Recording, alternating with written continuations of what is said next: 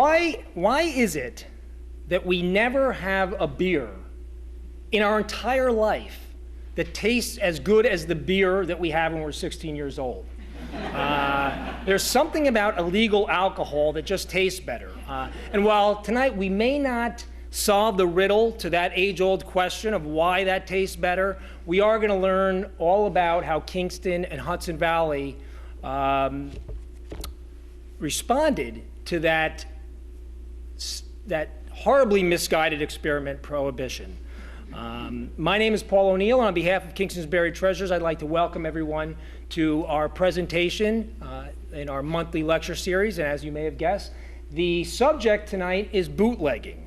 And we're all familiar with the romantic tales of bootleggers and rum runners and mob bosses and flappers.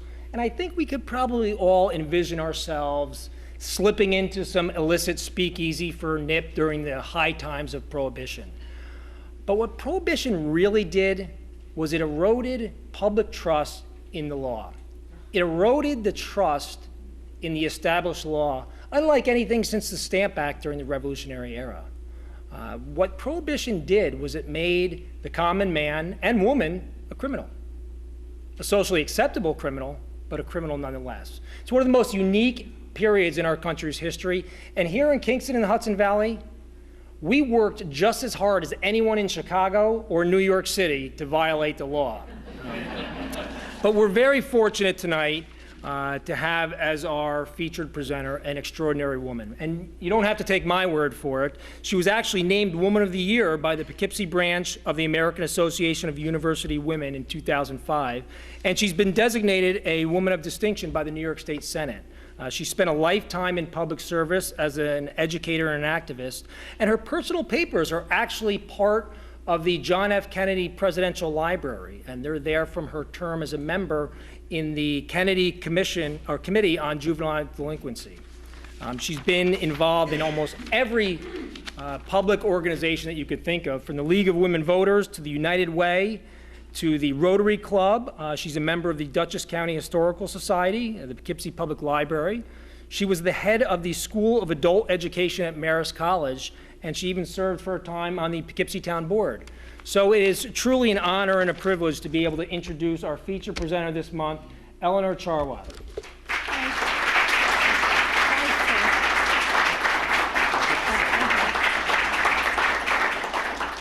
Well, thank you all for having me. I don't know if it was the illegal booze that brought you here, but I'm glad to see so many people.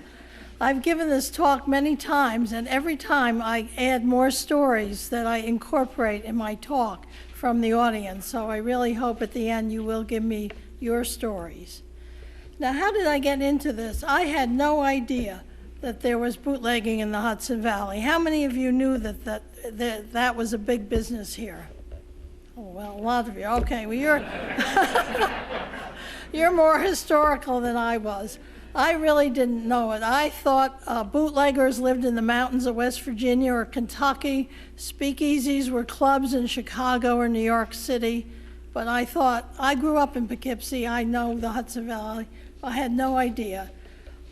It wasn't until I started writing a book about my father, whose name was Nathaniel Rubin, who was a lawyer in Poughkeepsie for 58 years. And after he died, I found his scrapbooks. And there was one case that really intrigued me. In the 30s, when he was the Depression, there weren't many private clients. He was designated to investigate the Dutchess County Sheriff's Office, who at that time had 187 deputy sheriffs, even though only 35 had been authorized in the budget. That was just one example. There were no audits, there was no approvals for spending. It was a mess. So he was part of a team that was looking at the sheriff's office. And in the middle of his investigation, the U.S. attorney said, "Could you hold off for a while? We're in the middle of a big bootlegging case that involves the Dutchess County Sheriff's Office." So that's how I first heard anything about bootleggers. This was after Prohibition had ended, but there was still going on. So I went to the Adrian's Library in Poughkeepsie and went through those awful microfiche machines from the 20s and 30s, all the newspapers, and I had a woman volunteer help me, because nobody really wrote, my mother was a bootlegger, there's nothing written, so I had to take it from raids and different stories in the paper. I also read some books. There was a great one called Dry Manhattan about Prohibition in New York City that's mentioned a little bit about the Hudson Valley, but there wasn't a whole lot written. But that's how I got involved. And then, and I learned that this was actually called the Bootleg Trail from Canada to New York City. The booze came down on both sides of the river, and I'll tell you how and who and everything. But this was part of the Bootleg Trail. And we had big city gangsters here too. Many of you probably know Dutch Schultz and Legs Diamond, two New York City gangsters I'll talk about in a few minutes, who were right in the Hudson Valley feuding right here. So that was how I got involved. So what was Prohibition? Oops, yeah. Well, that's the time. No, this is the next one. It was the 18th Amendment to the Constitution. It blew my mind when I realized it was passed even before women got the vote, which was the next year. But in 1919, thanks mostly to the Anti-Saloon League, the Women's Temperance Union, and churches who were appalled at the amount of drunkenness in the country, the fact that many men were spending their paychecks in bars, many women and children were left destitute. So their intentions were good. But as we can see, things don't always work out the way you intend. So they passed an amendment that prohibited the manufacture and sale of all intoxicating drinks. Most people who liked this idea were called the dries. Those that didn't like it were called the wets. And the Prohibition opponents, or the wets, sang songs, and I found this in my dad's old sheet music. Every day will be Sunday when the town goes dry. And they lamented the end of fun and cheer. I can't sing very well, but I want to tell you the words of the song. They're really funny. Mr. Prohibition says, John Barley Corn must go. He must fly off with Old Crow and the other brands we know. Old John has been champion for years beyond a doubt, but now it looks as they'll count him out. Soon, cloves and sensen will be out of date. When Prohibition comes, they'll get the gate. Now this is the chorus. Goodbye, Hunter, so long, Scotch, farewell, Hague and Hague. Oh, my darling old frap, they will soon take you away. At the table d'hote with Lola, they will serve us Coca-Cola. No more saying, let me buy, no more coming through the rye. Old Manhattan and Martini have received the big subpoena. Every day will be Sunday when the town goes dry. And there are other choruses, but I thought that was cute. But sin was not eliminated. In fact, Prohibition spawned a whole new industry to bypass the law in manufacturing, distributing, and selling illegal liquor. One observer said it seemed as if the whole country had suddenly become involved in larceny. The Hudson Valley was no exception. Thousands of formerly law-abiding people began making their own liquor, and what do you think in the Hudson Valley they made it from? Apples, Apple Jacks, hard cider, grapes, wine, corn, bourbon, everything, actually. So from fruits and grains. Okay, let me just see. The next one. The name moonshine, they think, came because it was made at night by the shine of the moon to avoid detection.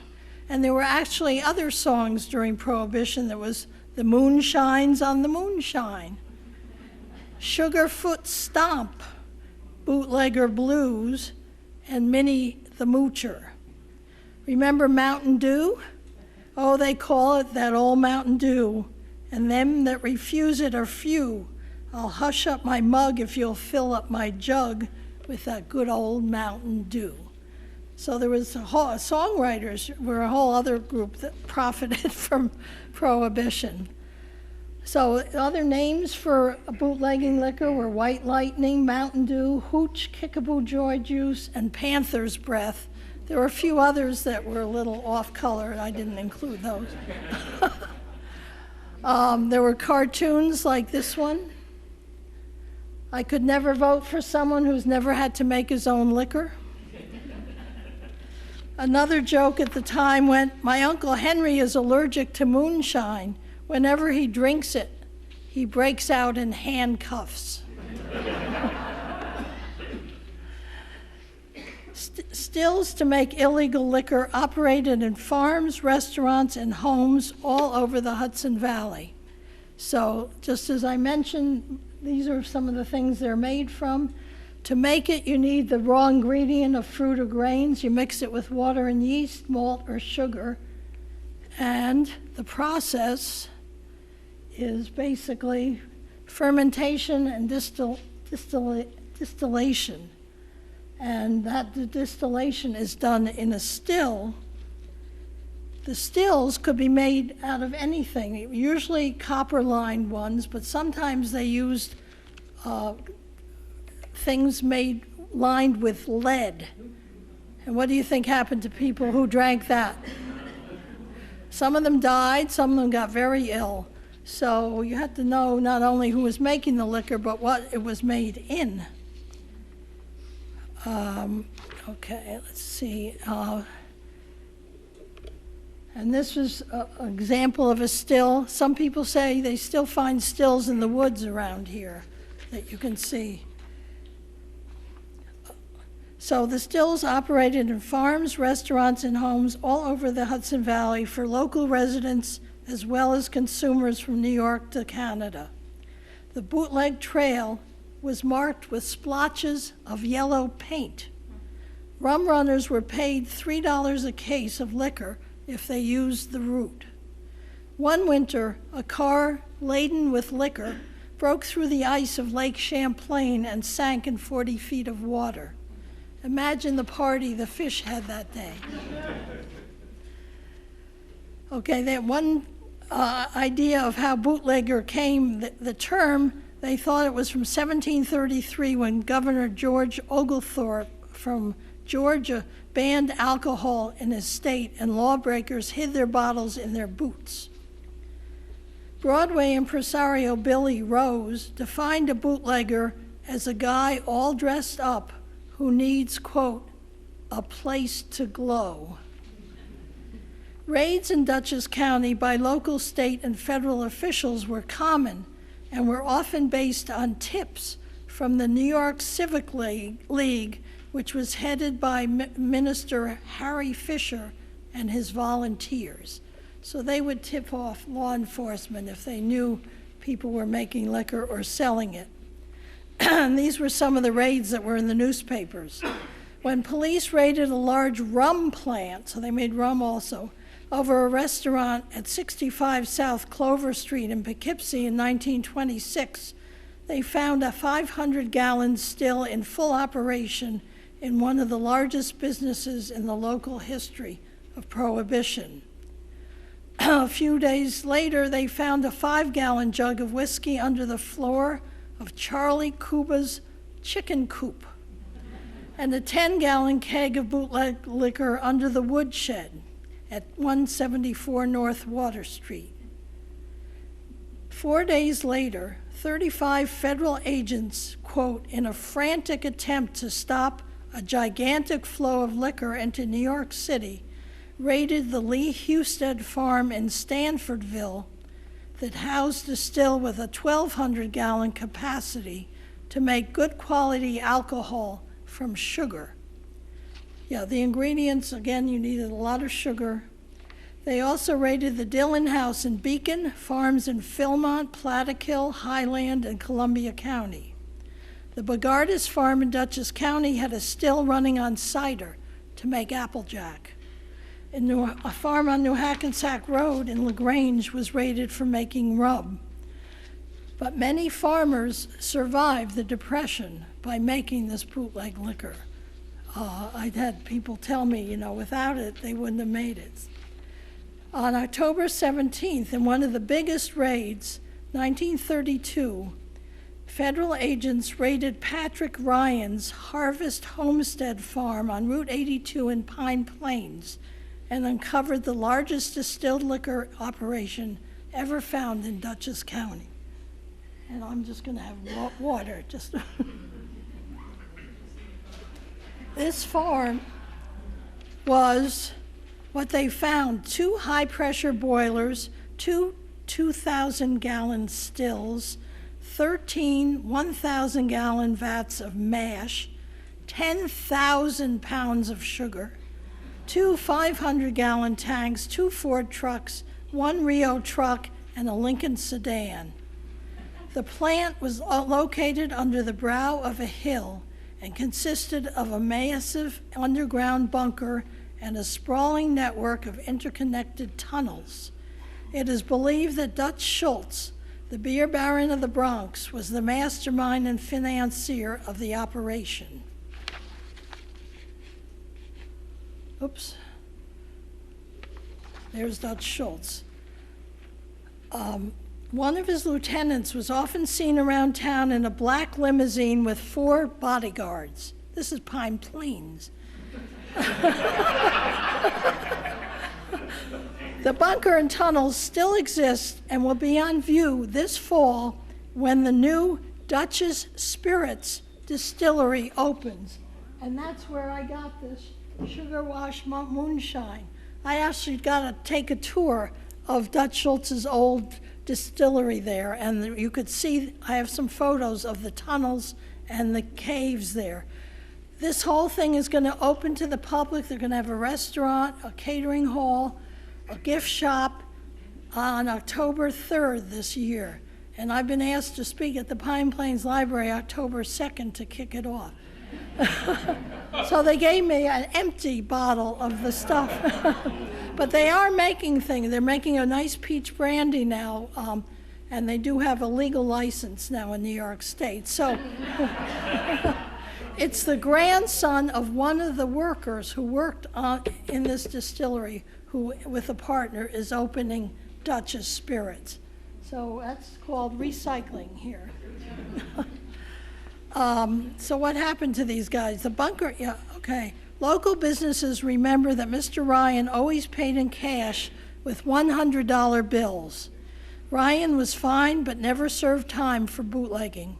He returned to Pine Plains and went into poultry farming for 4 or 5 years and then has disappeared. And the people at that distillery are trying to find out what happened to the Ryans. Dutch Schultz himself, well, let me tell you about him for a minute. Oh, it goes too fast. He was actually born in Yorkville in New York City. He was a leader of a Jewish gang. Before Prohibition, he was just in numbers, rackets, extortion, prostitution, the usual. The usual there. There were 3 big gangs at the time in New York. The Jewish gangs headed by Schultz, the Irish gang headed by Legs Diamond, and the Italian gangs with Lucky Luciano and some of the others. And they were always fighting and shooting each other in New York. So to get away from some of the gang warfare in New York, they came to the Hudson Valley. And Legs Diamond sort of set up in Albany, but came down as far as Kingston, as far as I know. And Schultz was more on our side of the river, but he did come over on this side too. So Dutch Schultz was murdered in Newark at a Newark restaurant, and Lucky Luciano took over his territory. He was brought up on tax evasion charges, but I don't think he ever served time. And his arch rival, Legs Diamond, if any of you read the Kennedy book called Legs, William Kennedy, the author, he came up here too. His real name was Jack Diamond. He was the leader of an Irish gang, and he moved to the Catskills and was involved in a lot of shootouts. He was actually shot 3 or 4 times before he was killed. I mean, he just walked around with all these bullets in him. And he fled upstate where he said, I got a future in the Catskills. And then in William Kennedy's book, Legs, about Legs Diamond, the narrator noted that Rip Van Winkle probably would have been hustling Applejack instead of sleeping it off if he'd been alive during Prohibition. So who knows?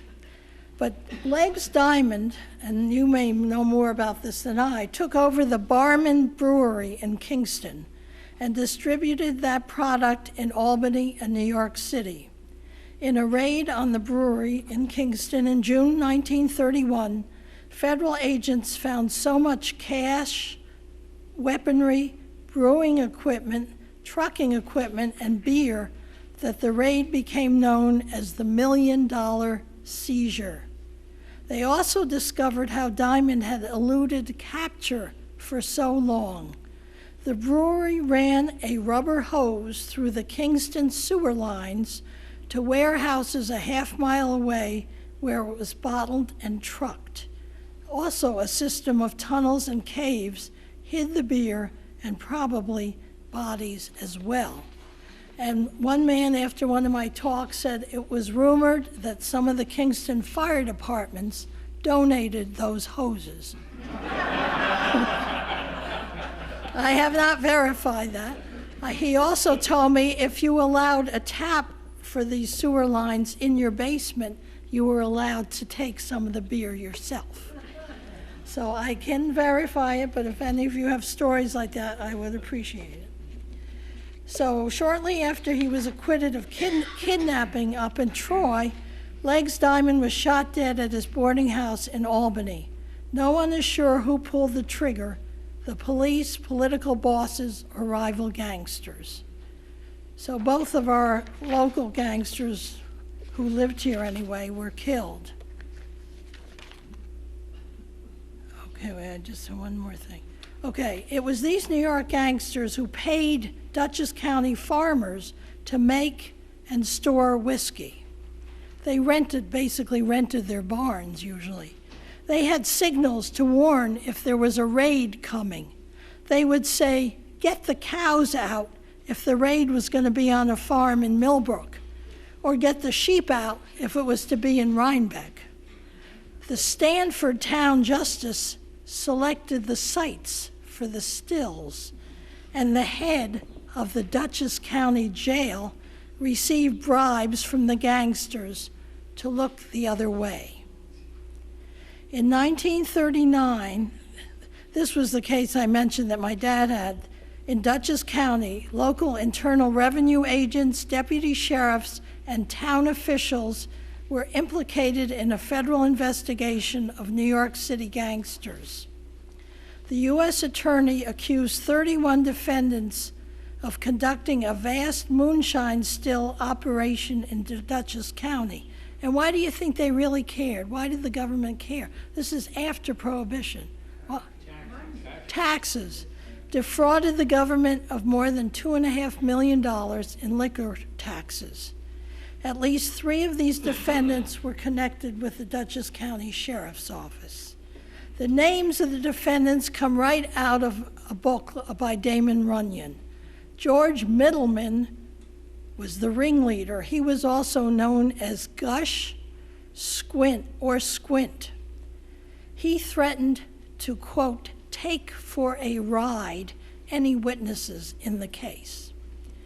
Other characters were Dynamite Dan, Tommy the Fireman.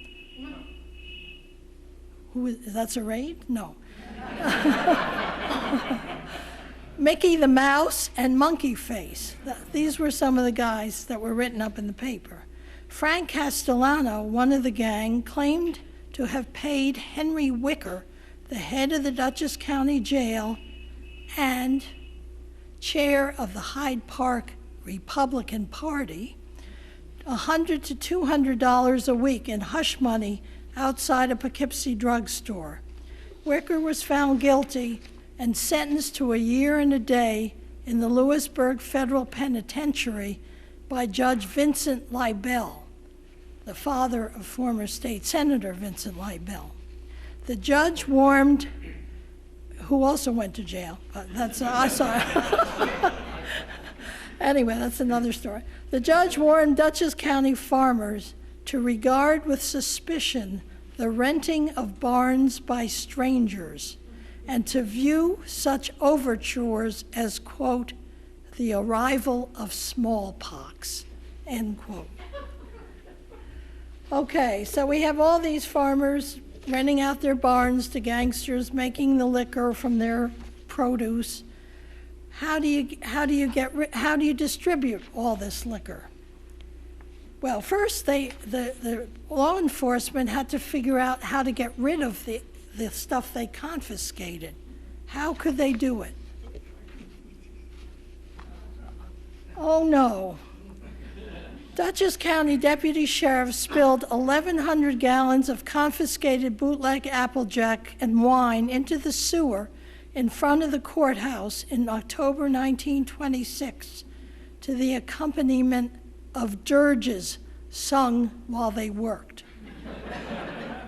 One deputy commented, if the liquor tasted anything like it smelled, it was fit only for the sewer. At another disposal of 1,000 gallons of Applejack in the courthouse basement in 1930, at that time prisoners were in the county jail on the top floor of the courthouse. So they hung out of the windows, tilted their noses as the liquor fumes drifted up, and called out their orders to the deputy sheriffs down below. There are great stories in the paper. This is all in the newspaper.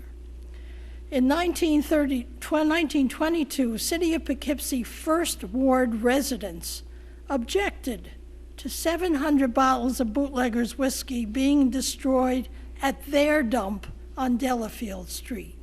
Alderman Case complained that if there's something good to give away, the 7th Ward gets it. And when there's something nobody wants, we get it.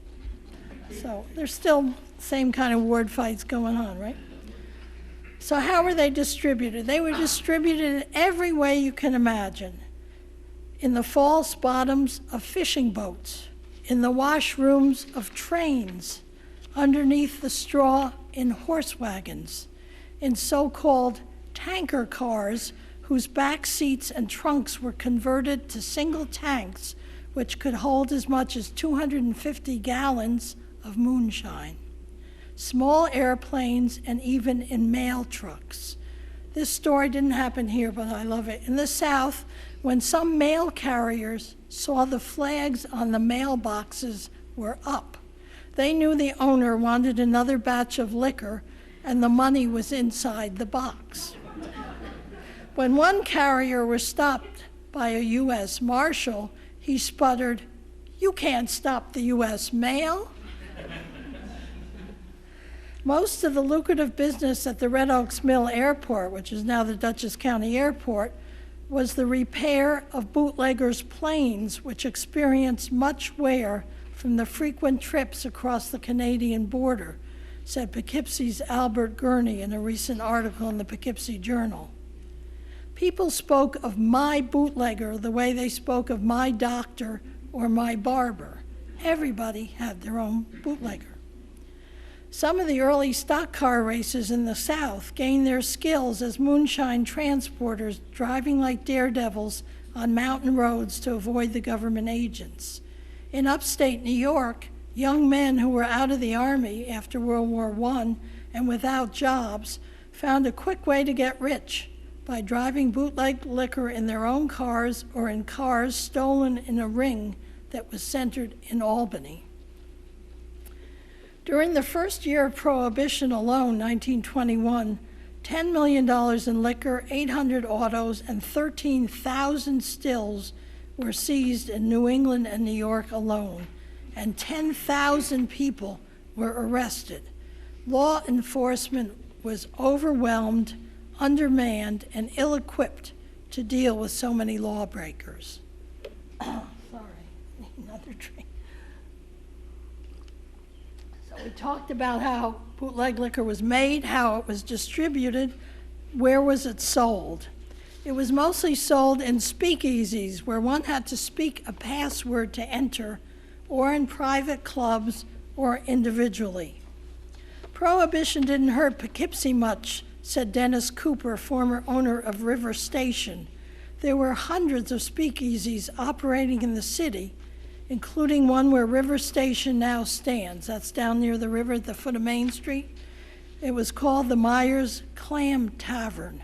The saloon was downstairs, a bordello upstairs. Dayliner passengers from New York came up to have fun in Poughkeepsie, he said. And I found this great map of Poughkeepsie.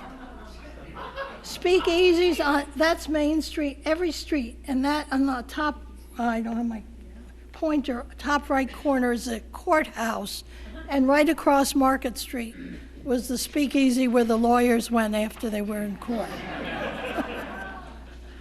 It's now called Alex's Restaurant. Other speakeasies were Zeph's in Hyde Park, which is now Gaffney's Pub, the Village Inn in Burbank, and the Black Swan in Riften, which was controlled by Dutch Schultz. Bless you. Newspapers in the 1920s were filled with accounts of raids on speakeasies. One of the biggest was in 1926 on 13 locations, all on Main Street in Poughkeepsie. The only permitted beverages were for religious or medicinal purposes. Guess how many people found God or got sick? Or both, right? The Brotherhood Winery in Washingtonville, America's largest continuously operating winery, stayed in business during Prohibition by providing government-sanctioned altar and medicinal wines. Drugstores did record businesses catering to the many sick people who were prescribed medicine. They would fill their prescriptions in the front of the drugstore and then come around to the back door to get their bootleg liquor. I actually had a woman whose father had one of those drugstores, and she remembers that, people coming around to the back door. During the late 1920s, though, many people saw that Prohibition was not working and called for its repeal.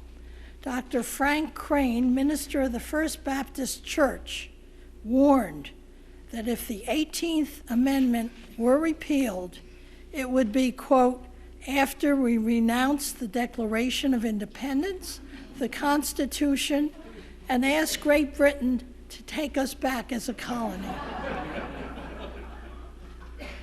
Ending Prohibition became a major political issue in the presidential election of 1932. Democratic candidate Franklin Roosevelt waffled on the issue until fellow Democrat and New York political power Al Smith threatened to walk out of the National Convention unless FDR supported the repeal of the 18th Amendment. At the last minute, FDR came out against Prohibition and made its repeal a major campaign promise. After he was elected, one of his first actions wasn't taking care of the banks or unemployment. It was to allow the sale of wine and beer, which were important industries in New York City and New York State, even while the constitutional amendment repealing Prohibition was making its rounds of the states. That was his very first act as president. Ironically, on December 6, 1933, Utah became the 36th and deciding state to ratify the 21st Amendment ending Prohibition. The day before that, the Poughkeepsie police chief warned prospective repeal revelers that, quote, he would pursue a course of relentless prosecution of drunkards who abuse their regained privilege of legalized drinking.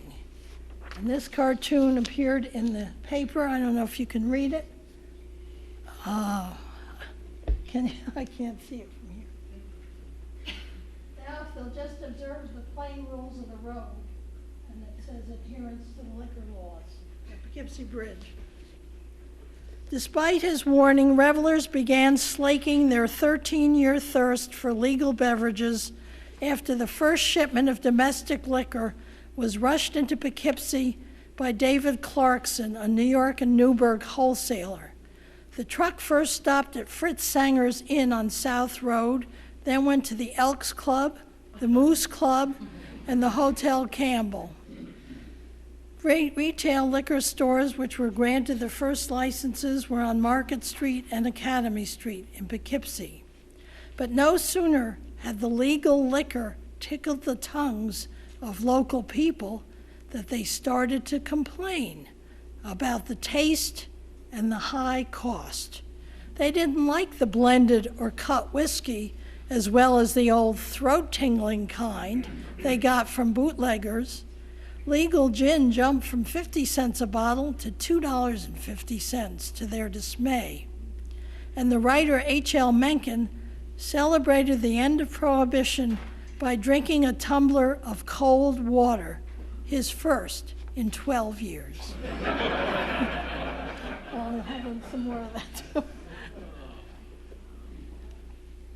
So what were the effects of Prohibition? Paul mentioned some of them. Basically, it pitted the government against individual rights and liberties, rural against urban populations, Native-born Americans against immigrants, and made the United States wary of passing laws to regulate morality. Prohibition actually increased the demand for liquor and made many formerly law-abiding citizens into criminals and hypocrites. People who had never had the slightest interest in drinking liquor, never mind making it, now sought recipes from friends, neighbors, and the public library. One man I know found in the rafters of his basement written a recipe for making bootleg liquor. Women who had seldom frequented bars or taverns before enjoyed the shiver of excitement at being admitted to speakeasies and private clubs. Young people frequented dance halls where they engaged in excessive drinking of each other's brand of hooch. The sheriff set up a campaign against these whoopee makers to stop the accidents caused by young people driving while intoxicated. The hip flask became a status symbol for boys hardly old enough to shave. Some students paid their way through college making and selling intoxicants to their classmates. Corruption increased, as I mentioned. Many politicians, police, lawyers, and judges were on the take from organized crime racketeers involved in the illegal trade of liquor. Jurors were paid off, and witnesses developed what they called Chicago amnesia when called to testify against mobsters. The federal government lost billions of dollars in tax revenues from liquor, so other taxes had to be raised to make up for the lost revenue, which was very difficult during the Depression. Crime increased as rival gangs vied for the lucrative liquor business. Shootings, hijackings, street murders, gang wars, and the formation of organized crime networks all resulted from Prohibition. It seemed that Dutchess County and Ulster County reflected the rest of the country in its defiance of Prohibition. But that era has not died. Many of you may have seen Ken Burns' three-part documentary called Prohibition that he made for PBS. HBO, I think, is still running Boardwalk Empire that takes place during Prohibition. And when my husband and I were not so long ago in Panama, in the Panama Canal, we found out that Al Capone's boat that was used to smuggle bootleg liquor from Canada to the U.S. is now in use as a ferry on the Panama Canal. And as I mentioned, Dutch Schultz's old farm in Pine Plains is now listed on the New York State Archaeological Inventory as, quote, a bootleg-era bunker complex. And it's now known as Dutch's Spirits and will be opening in October. Their motto is, drink with conviction. And Dutchess County residents still run across rusty stills and other moonshine apparatus in woods or barns or basement. And I know this group is called Buried Treasure, and you probably heard that there's still rumored to be anywhere from $6 to $10 million of Dutch Schultz's money in a tin box somewhere around Phoenicia or somewhere in Ulster County, maybe in Pine Plains. Treasure hunters have been looking for it for years, but they haven't found it. So it's still open for you all. So thank you all, and I appreciate.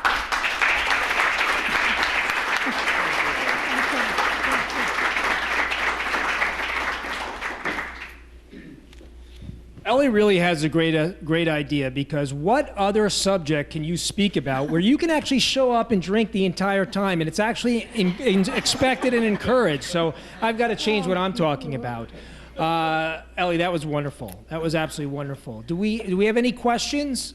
I'd love to hear any of your stories. Or any stories, yes. Yeah. I had one lady told me, this was in New York, but her mother was a widow trying to raise kids in the Depression. There was no welfare, no Social Security. She had the luxury of having 2 bathrooms. And the mob came and said, we'd like to rent one of them and make bathtub gin. And that's how she survived. Another lady told me also she was a sole, her grandmother or somebody was a sole supporter of the family, and she drove a taxi cab from New Jersey up along the Hudson to pick up the liquor and bring it back to New York. So it was an economic boon for some people. So any other stories, I will incorporate them in my talk. Any questions? Comments? Yes. When I was in kindergarten, we had a girl in there who's left on a vacation to go to Florida. This was 1937. Her father had just gotten out of prison from bootlegging, and they took a Florida vacation. She sent us a case of oranges for bootlegging. And her father could not ever be in the liquor industry after he was released from prison. But his whole family was, in fact, they're still in the alcohol business. Around here? Yeah. Yeah. Beer, the big beer distributors in the northern part of New York. Yeah, that's it goes back, but we didn't know why she left on vacation, but we found out afterwards. And actually, one of the most popular shows on TV now is Moonshiners. I watch it. It's unbelievable. I think it's in West Virginia, and it's still going on. And now I'm sure these guys are making more money off the T-shirts they're selling than the booze, but... Were there did you read about any stories of fires? Fires, especially if it's going to be made indoors, because it's very, alcohol as it's burning is very volatile. Yeah, I'm sure there were. I didn't read any around here, but I'm sure there were fires.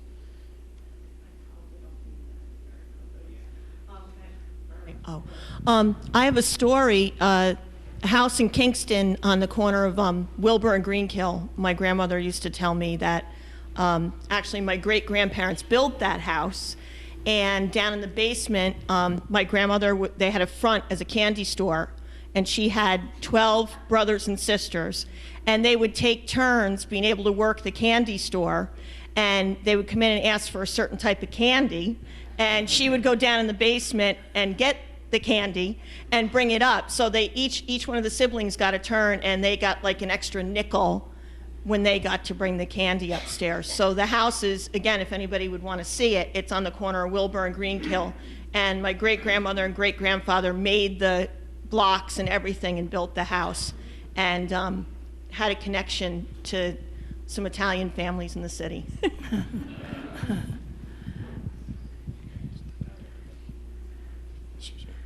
For years, I've heard rumors that Judge Crater was buried somewhere in the grounds of the Barman Brewery. Any truth to that? Oh, don't ask me, I don't know. You know, for those of you who haven't heard, the Judge Crater disappearance was one of the Yeah. great unsolved mysteries of the time. Yeah. And I hadn't heard that, but that's wonderful. Maybe we'll find him.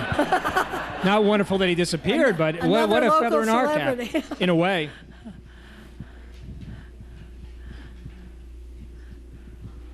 Back in the 60s, I worked for John Arborio when they were building 299 in Highland. I was on the rough out crew. We went ahead and trees, stone walls, everything, we just moved it. One afternoon, we came upon this door in the side of the mountain. Didn't give it much thought, and then one of the guys went and hit it with the corner of the blade and busted it down. There was probably 400 cases of bootleg liquor in there from Prohibition. No kidding. And most of it, unfortunately, but a lot of it, they had laid the bottles on their sides and the corks didn't rot out. And we had quite a field day with that stuff. And it was very good, too.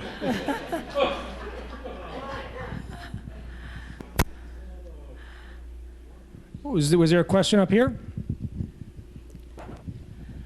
My father was a baker in New York City in Astoria, and they, of course, the bakeries got sugar And yeast. Right. and yeast. They had it all, and they would mix up all the danishes and everything, and that sugar would ferment.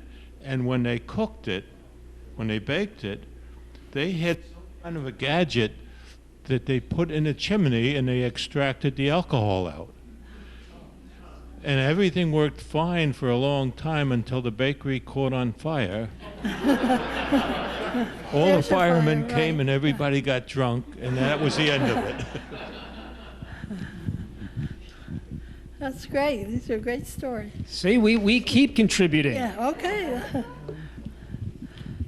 When I was a kid in the 1920s, we lived on a farm in Highland, and we grew lots of Concord grapes. And one day my father said to me, "We're going to take a ride to Poughkeepsie. You want to go?" So we hitched up the 2 horses to the wagon, loaded it up with grapes. He took all the back roads. You wouldn't want to go on the main road at all to call attention to what he had in the back. And so we went down, crossed the ferry, went over and sold the grapes to some family over there, to, apparently in that den of iniquity, to make wine out of. So that's Great. it. Does anyone have any other questions? You know, it's really amazing. I'm sure many of you have read, there's a History of Ulster County by Alphonse Clearwater. And it's a two-volume set. One is the actual history of the Ulster County, and the second is a couple hundred biographies of individuals who were prominent in the area around the turn of the century. And they tell a little bit about them, and then they tell some of the groups that they're in, and organizations that they partake in. And I'm going to say at least a third, easily a third, and closer to a half of the people are involved in temperance societies. So it was really, you know, it's hard to fathom now. Do you know how hard it is to make a constitutional amendment? It is almost impossible. And they were able to do it to outlaw alcohol. There was a very vocal and prominent force that worked on this, and it really did blow up. I don't think we'd ever consider doing it again. And when you think about the early stockade, I mean, the first division of the stockade here in Kingston was 16 lots. I think 3 of those lots were distilleries and or breweries. So, I mean, it's been a huge part of our community from the very beginning. And think of Kingston today, uptown, downtown, midtown, if there were no bars. No restaurant that had any bars. I'll tell you, years ago, we did a pub crawl in Uptown only. I think there were 13 bars. We had planned to go all the way to downtown, but it ended up being 140 bars or something. It was unbelievable. Imagine what our community would be like if there was no alcohol. And you wonder what it was at the time. But I'd heard the stories about the tubes coming through, and that I didn't know about with the firemen. And again, firemen are giving people. They help us. They helped us then. They help us now. And it is amazing to think that, Dutch Schultz and Legis Diamond were huge figures. Huge figures. In fact, one of the reasons why Dutch Schultz was killed was because he was being relentlessly prosecuted by Thomas Dewey at the time. Yeah. He eventually got to a point where he said, I'm going to kill Thomas Dewey. Lucky Luciano said, you're absolutely not going to do that. The heat that's going to bring down on all of us is going to is indescribable. Dutch Schultz was hot-headed and he was crazy. He said, I'm going to do it. I don't care what you say. And that was one of the reasons that he was killed. Unfortunately for Lucky Luciano, once Thomas Dewey didn't have Dutch Schultz to go after, he started going after Lucky Luciano, and he did convict him, and he was put in jail for a while. He got a significant sentence, and then he actually helped during World War II. He helped with the Longshoremen's Union on keeping the docks free from any potential Nazi influence, and he was rewarded by being released from jail, but he was immediately deported to Naples and actually lived the rest of his life there and died in the Naples airport waiting for someone who was flying in to do his biography. And the story always has been that the mafia was never going to let Lucky Luciano tell his story. So it is an incredible story that we've had here. And Ellie, thank you so much. Thank you so much.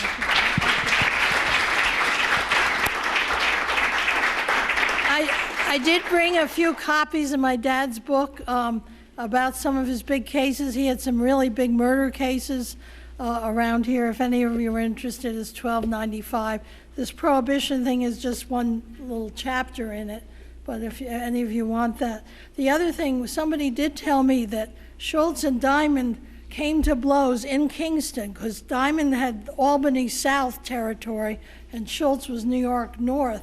And Kingston, the gangs were split. And this man, I'm sorry I didn't get his name, said, I think it was his grandfather was actually shot by the rival gang that he wasn't in. He wasn't killed, but he was shot. So there were shootings in Kingston between those two gangs that came to blows right here because they were on each other's turf. So if any of you have more information, or if that gentleman is here today, I'd like to talk to him more. So. Thank you, Ellie. Thank you. And Ellie will have her books up here, so please come on up and get one. Again, we always want to take the opportunity to thank the people that make this series possible. We don't go through the names anymore because there were too many. And again, this is a community effort. I do want to, Bob Rizzo does an unbelievable job recording those. The people who watch upstairs get to see live the benefit of his work, but anyone who wants a DVD for this presentation or any of the past ones, you can get in touch with Bob. He can get those for you. But we do want to, and we also, especially this time, we want to thank J.K. Wine and Liquor, our unofficial sponsor, and this is perfect. I did ask them if they had some moonshine, and I think they thought I was joking. I wasn't, but we do thank them and everybody who makes this possible. We want to let everybody know, again, we did run out of flyers tonight, but next month, June 19th, we're going to have, the presentation is going to be the DeWitt Mills and the Sign of the Crocodile.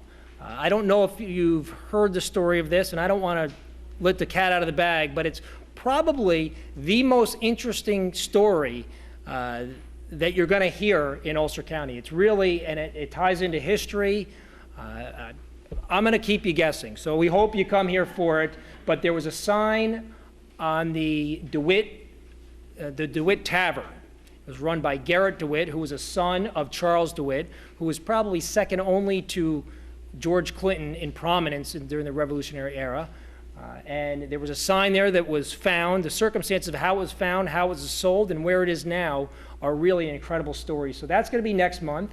And then July 17th, Hayes Clement is going to be telling us about the courts. And most of you have heard, or if you haven't seen, you have to go down and see the Courts Mansion. It's one of the most beautiful buildings anywhere around, but they were brick makers in Kingston. So he's going to be telling us about the Courts family and the brick industry. I do want to tell anybody, if you the Senate House does so much. They are such a huge part of this series being what it is. They give so much, and they do so much wonderful things in the community. And tomorrow, they are having an event. It's the Preparing for New Year's. It's an 18th century spying and garden tour. It's going fair. I apologize. It's going to be wonderful. So if you're able to come, we'd ask that you come on in. I guarantee you will not regret it. And one thing before we leave, we do want to say congratulations to our own Hugh Reynolds and Phyllis McCabe. If you're not aware, Hugh Reynolds has, I always make a point to thank Hugh, because Hugh this is the first lecture that Hugh has missed from the beginning. There are very few people, in fact, I think the only two left are me and Ed Ford, that have made all of them. But Hugh was here for the first one as well, and he always does a wonderful story about the series. In fact, he helped push the series before we really were a series. But he could not be here today because he's getting married tomorrow to Phyllis McCabe. So we do want to take the opportunity to thank both of them and wish them well. So again, have a wonderful weekend. We hope to see you next month. And again, Ellie, thank you so much. She will have books up here.